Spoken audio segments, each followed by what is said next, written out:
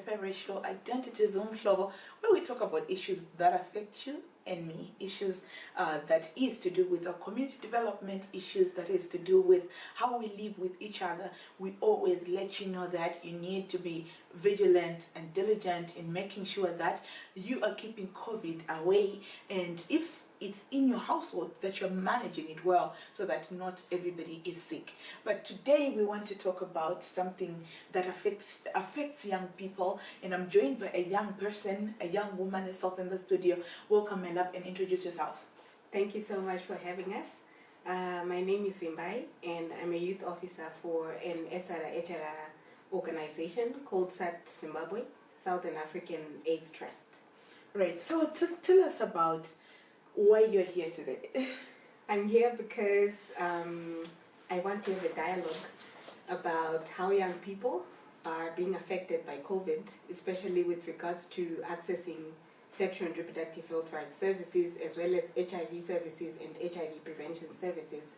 I understand that young people make up a very large proportion of our population here in Zimbabwe, and access to services is just but a right that we have as young people. But then with the disruptions in chain supplies of services, as well as human resources, in the hospitals, it means that young people might have challenges in accessing services. Okay. Yeah, so I really believe that is a dialogue that we have to have. What are the issues that are affecting young people, or what are your issues? What is SRHR? Maybe just starting by unpacking that for us. Thank you, Nyari. So sexual and reproductive health rights, these are 4 different components that have been grouped together. Mm-hmm. So the sexual health, mm-hmm. that's to do with a young person's choice to say, if I'm going to engage in sexual activities, when am I going to do that, with whom, how, where. So young people should be in a position to actually make informed choices and also be informed of the consequences. For example, pregnancies, which are in most cases unwanted. Mm-hmm. And then there's also reproductive health, which is to do with our genitals as young people, in fact as human beings, to say that I have the capacity to reproduce, to get pregnant, but also I should be in a position as a young person to say, to decide with whom, when, how I'm going to get pregnant. So the COVID pandemic is here to stay. And that could mean hindered access to these services, as young people might not be able to move from one point to another, because maybe anamari basi. Our economy is largely informal. The young people have been thriving from taking part in informal economic activities. Mm-hmm. But then with the coming of the lockdown measure, it meant a lot of young people, they lost their means of livelihood. And putting food on the table has been a hassle, let alone accessing these sexual and reproductive health rights services, which would mean that young people went without these services, and this could actually result in a lot of unwanted pregnancies, high STI prevalence amongst young people, sexually transmitted infections, mm-hmm. as well as an increase in the rate of HIV transmissions amongst young people. And then there's another post-pandemic that mm-hmm. we could be experiencing, which is unsafe and illegal abortions amongst us young women, because the lack of contraceptives could actually result in unwanted pregnancies. And then you see a lot of young people in those communities, so that they seek services, which could be detrimental to their health. So as organizations, we are not saying we are promoting young people to have these things done, but we are saying if they need to have an abortion, or if they have to access these services, they should, because at the end of the day, we are saving a life. Right. Yeah. Okay. And then, that's a very crucial stage within a young person's life, because I remember when I was growing up, we were going to school, and then all of a sudden, my exams, you hear one of your friends is not coming to school anymore because they fell pregnant. Wow. And then they cannot sit for the exams, right? So this is when I started questioning, how come we are not taught these things comprehensively in our Right. schools? Right. Because I'm sure a lot of my friends could have stayed in school, Yeah. and that could have increased their chances to be employed, and they'll be able to access even better services Right. when it comes to quality. Yeah. We are hearing Vimbai here from SRHR Trust, and she's actually begun to unpack the issues of sexual reproductive health. I do hope that you're enjoying the conversation, and I also want you to reach to us on all social media platforms, Identities Media, Facebook page, Identities Umhlobo, on our Twitter, and just let us know what you think about this issue. How has it been for you to access this reproductive health? When we come back, we want to hear what Vimbai has to say about exactly what's on the ground. My young people may be actually going through some struggles accessing these services. What sort of services? Which places would they usually access them from, and what is the ideal, especially to policymakers who are watching today? Don't go away, stay with us.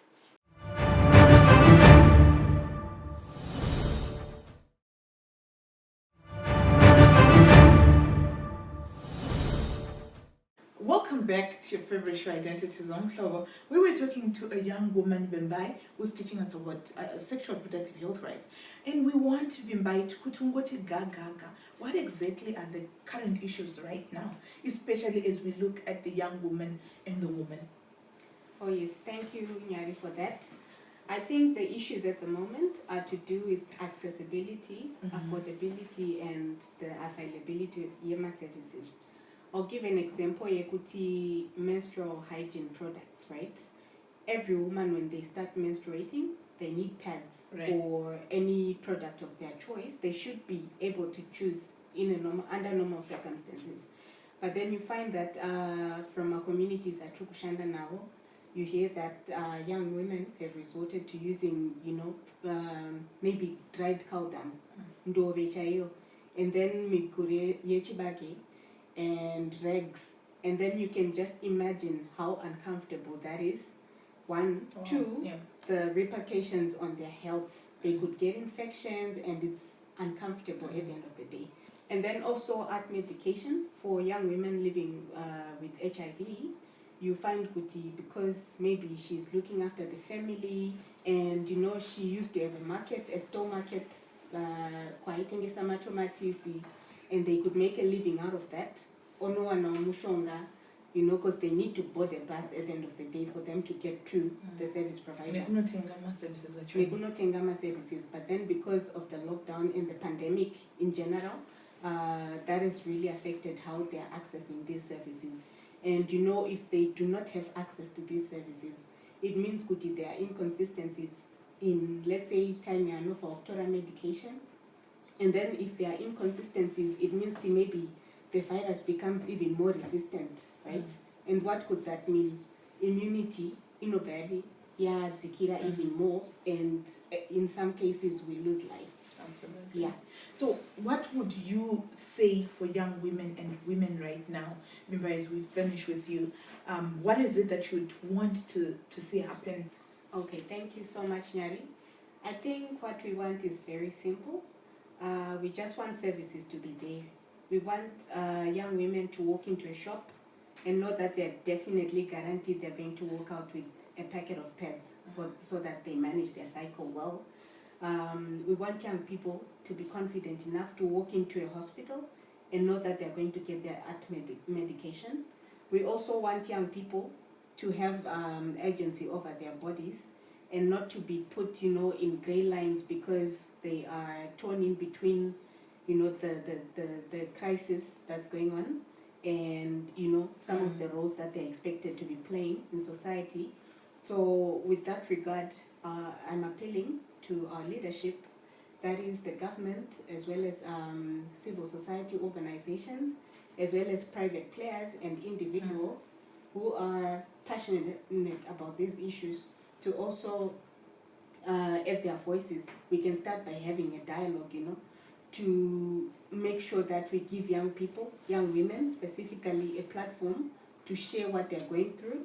And we also need to make sure that we have young people on board so that there's meaningful youth participation. And we need to really start thinking about engaging young women in these conversations so that our responses to the crisis that's going on are gender sensitive. Thank you so much. Absolutely. Well, that was Vimbai, and thank you just for being the voice of the young woman. You're a young woman, so you are being heard, and I'm sure leadership is hearing you. It's not just about being passionate, in my opinion. It's actually a requirement. It's about making sure that they do it. It's about making sure that there is good investment by everyone, because women are 50 or 52% of our population, so we don't have a choice but to actually do what needs to be done. Well, I am going to be joined right now by a young man, Dean, who's also going to let us know how young men are affected as well as men in general. Okay, so Dean, we heard from Vimbai earlier on, and Vimbai was telling us about the issues that young men, she just unpacked SRHR, and she spoke about young women. What are the issues for young men? And men, maybe. All right. I'm going to hammer much on us as young men, right? And maybe more into the broader aspect of men. And let me just caution to say, usually there's always a complaint, oh, there's not this, there's not that. We also want to hear the responsibility the young men and the men are supposed to have in the achievement of their rights, because the rights come with responsibility. I'm just questioning. I'm going to come in on the aspect of young men, rather, but not so much on only men. I'm going to just speak in terms of us as young persons, right? I'm going to speak in terms of the challenges on accessibility to services. By services, I mean SRHR services. And as an organization that actually deals directly with the community, I'm going to speak on the challenges to access contraceptive condoms, right? It's said that up to this day, as young men, we still face discrimination and stigma when you just try to access a condom. As a young person, at one point, I tried to access services in a pharmacy, right? Sexual reproductive services in a pharmacy. And the attitudes or the behavior of the people who are then rendering the services is really, to us, it's limiting how, rather, let me say, the attitude that we also respond to actually go and access these services. So I'd rather hammer much in terms of the stigma and the discrimination, right? The aspect of the youth-friendliness in the services that we're trying to get from these different facilities. So you have touched on something very sensitive that makes me really, really sad. To say young people, when they want to take responsibility and say, I want to be safe, they are met by somebody who's judging them. It's really sad. It's really sad. And what would you say to somebody who's watching and who is either a service provider and who does that, and a young person who has been given such an attitude, but also has an understanding that I need to protect my life and I need to enjoy sexual reproductive health issues such as be it sex or whatever. But most importantly, I am trying to take responsibility for my life, for the people that I love. I'm going to talk about the issue of rights, and I'm going to marry it with responsibility. I'm going to say, yes, as young people, we should understand that it's our right to access these services. But I also want to bring in this aspect of responsibility within accessing these services. And I also want to put it across to service providers to say that as they render these services, I think it's also our right as young people to be accessing the services. So that balance, that relationship between that who's rendering the service and that who's getting the services should always be there and should always be met. You've just had from Dean exploring some of the issues that young people have had to deal with or are dealing with. And if you have such a story, please do hit our inbox. We want to hear from you. But I think when we come back from this break, we want to really get into understanding what Dean can give as advice to people who are being hindered, and also to the aspect of responsibility, because it's not everybody who's being hindered. Other people are simply outrightly not taking their responsibilities. So do not go away, stay with us.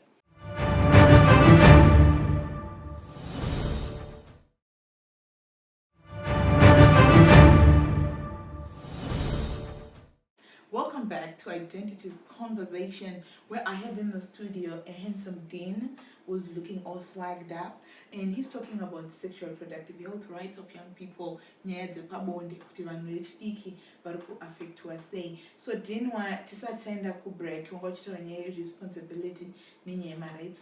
Nyaya yeresponsibility just means kuti iwewe sedunga munhu zvizvo unofanira kuita nditika then marights ako kodzero dzako. Please go ahead, Dan. All right, thank you. I think I'm gonna try and as much as possible to say that within our constitution, right, it's everyone's right to access sexual privileges. Not privileges, Right, yeah. right. I think within our constitution, it actually stipulates that it's everyone's right to experience sexual rights. And from Well, if they choose. if they choose to, right? And If they choose. yes, yes. And I also want to also zero in on the fact that as young boys or as young men, right, the issue of sex, it's a taboo to talk about. We that component of kwenda kunorerwa nana sekuru nanani from the digital conversations, it's already taken away. So you then realize that even up to today, you then realize that there's an issue of boundaries. Because sex is even starting from as low as 14 or even 12, right? But well, I mean, young. I mean, we can't even talk about young anyway, but... Exactly. But it's a conversation that we are not really prepared to do right now, maybe some other day. But my point is then to say that even though that is happening, right, it then has to come upon the service providers to actually say that, you know what, I'm walking into a clinic, right? I have a situation happening, right? I also understand that service providers get it from your values that I'm a mother or I'm a father who's rendering a service to a 14-year-old. But it's also a fact that would we let that child suffer? I think that you pose a very fundamental question, because I am just reminded where I grew up. Usually, if a young girl came back home late, like night akadzoka manheru, tombotanga ni boyfriend akadzoka manheru, akaita kuma 17, ari kuma 16, 17, whatever their age. Ano kuma 6 chaiko akadzoka mwana anonzidzokera kwangoni and ndokurodzwa kunoita kana. And people don't think about that. Ndatorodza mwana when she's young, akutonoita nhumbu, akutobva muchikoro, just because somebody's got pride. I'm just trying to agree with you that I think in that moment people don't care. They're not applying themselves to the consequences. True. And I think maybe it's one of the tragedies in our society that we really don't think forward. We are really stuck in our own selfishness and pride. True. And I think just to also touch base on issues of the sexual activities that are happening, I would like to actually tell you that at SAT, we have a youth hub, right? It's a safe space where we invite both adolescent girls and young women as well as boys to come, and then we share about these issues, we discuss. I always believe that we should always come from an informed perspective as young people. When we are making these decisions, they have to be informed. The same when it comes to sex, right? We cannot take away the sexual component in each and every child. The same way we prepare our girls for menstrual periods, the same way we should prepare our boys as well for wet dreams as well as for this sexual activity. But I think for me, from what you're talking about, where you mention the issue of responsibility, what are the common practices around adolescent men and women, young men and women, as far as just taking responsibility? I mean, being hindered is just a small fraction, but taking responsibility. Well, to be honest, Nyari, this conversation came at the right time where we are going through the COVID pandemic. I like that. Right? And if you coin the issue of responsibility within our society today, there's always this question that people are asking, do you know someone who has COVID? Do you know someone who knows someone who has COVID? And if you keep asking yourself this question, you keep getting the answer no to everything. And that on its own is taken away responsibility. Right. The same goes when it comes to HIV. I also believe that was the same thing that happened when we started facing issues of HIV and also sexually transmitted diseases. There's always that look when you look at someone, you're like, she looks fine. She looks perfect. Yeah. Then definitely she cannot be positive. So we can just be grabbing each other, holding each other's hands, hugging. Exactly. That's the same thing even today. I love that we've got a meter, but Oh yeah, Yeah. perfect. So I think it's one thing that I still want to coin in even today, that even though the look of someone might look perfect, they still need to be responsible. If we are going to indulge in sexual activities, we need to take the cautious aspect. We need to always be responsible. We need to always take cognizant of the fact that you don't know me unless we go and get tested together. Well, I don't think I would have put it any better, because I agree with that, way of thinking, way of relating to another pandemic that we're still suffering and struggling with. The HIV that chibaby chiri boy, chivindikiti, I'm so sorry boy, baba writer. Then you don't know what this person is carrying. True. You don't know where they are just coming from. And we even know that even in HIV there's the window of 3 months to say, even if somebody tests negative today, but you know what, even when they go for the second test, they may actually have contracted it mesuro. And so it's just reminding us that we need to take caution. COVID, like you put it, there's mixes between these pandemics in such a way that you never know when I'm carrying COVID. And there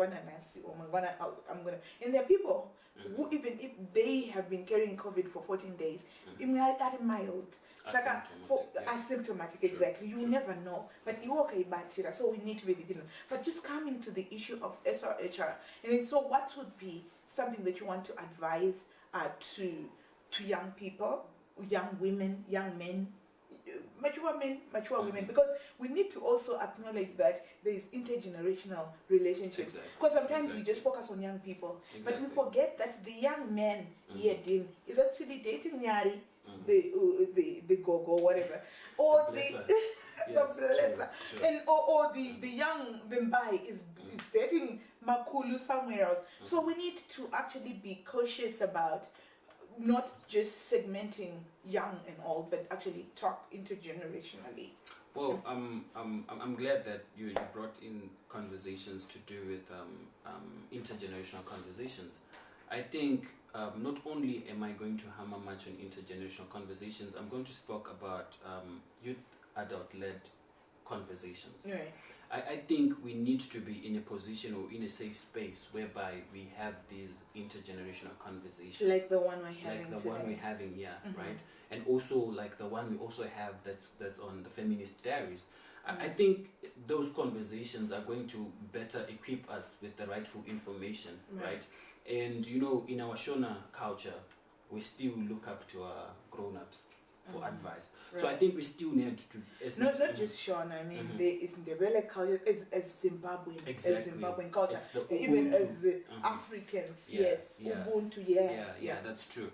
That's true. And also, I also want to talk about the issue of information dissemination. It's really important that, I'm quite saddened with this fact that even up to this day, because we are modest, right? We come from the urban setting, we assume that everyone knows when it comes to sexual reproductive health issues. And you'll be saddened if you go to the deep in the rural where we normally do our programming, you realize that issues like this are really, really hardly spoken of. So I would also hammer much on the issue of information dissemination. We better equip these young people so that they go out there and they make informed decisions. Finally speaking, what would you like to say to somebody who's watching? Fellow young men or his fellow young people, I'm going to talk about the issue of rights and responsibility. As we also make noise about having rights to our sexual reproductive, let's also take cognizance of the fact that we need to be responsible of the choices and decisions we make. For that, I thank you. That sounds like amazing advice from a fellow young person, as he says it. Do hit us in our inbox and let us know if you have questions of whatever you want to hear from us. Until next time, have a good